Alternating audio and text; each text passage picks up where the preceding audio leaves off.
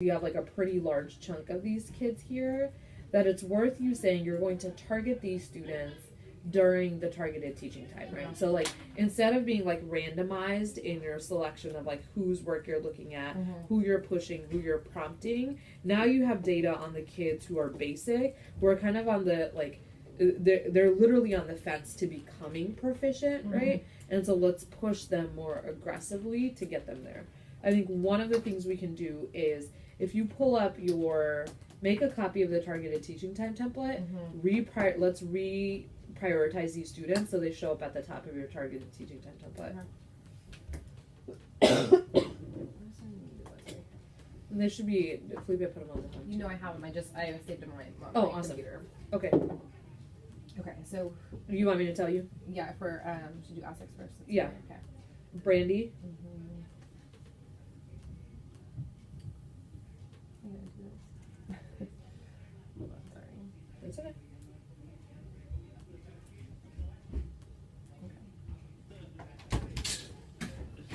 Okay. Brandy. Larissa. She's doing so well. She's at 70%. I know, but I just like can see her growth, like just in class, like so much. Her race response today looked really good. Who else? Julian.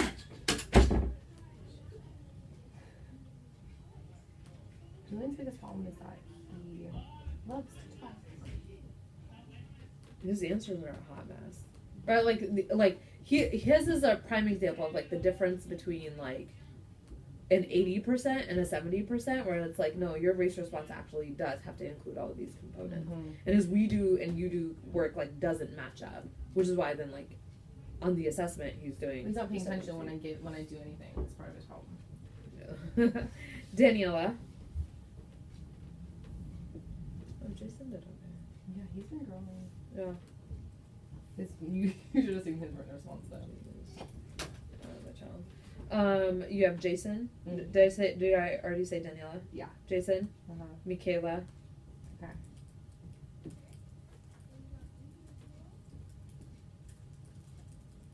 And then is that it? Calvin and Xavier.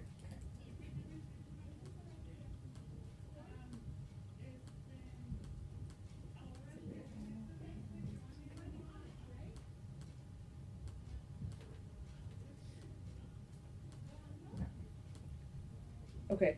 I would say, what are some general prompts that you can think of to ask to push these students during the targeted teaching time? Well, how do you know is the biggest one, I think. Or like, how did you get your answer? How does your evidence support your thinking? Or if they don't have evidence, like. Yeah, I would write that in at the top so that when you're walking around, it's not just like, at this point you're not just checking for completion. Like completion is a given in your classroom now. When you go to these students, right, Brandy, what in the text makes you think that, right? Or how does your text evidence support the big idea here?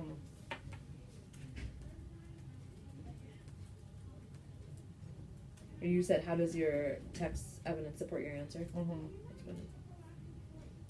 It's a really good one.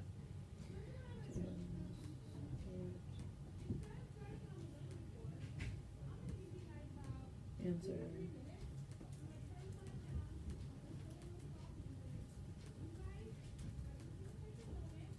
I would even say for a lot of these kids, did you complete all of the race components?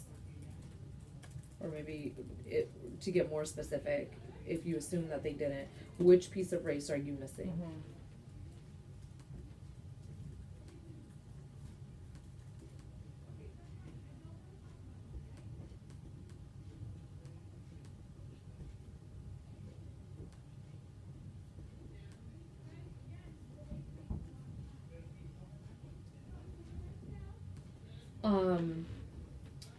I would even say like any song or chant that you've rolled out, I would have them repeat it to you, right? So when you're circulating, say if it's like you guys are going after a big idea, I would say, tell me the big idea chant or the theme chant, right? And they should be able to tell you, then you can break it down from there as well for them.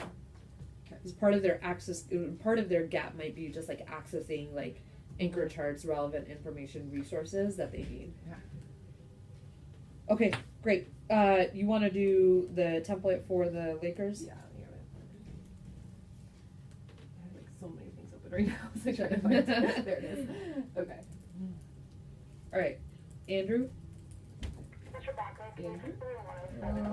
Andrew? Andrea. I was like, I was like, wait. I don't know how much Andrea this round needs to go around. Andrea Julian. Yeah, Julian. Yen. She has been like super high, and then I was like, on this one, I was just like shocked that she wasn't. 3.233. She scored at 50%. What's your step level? She is a 10 from last time I tested her, but she like scored like a 223 or something, 233 on NW.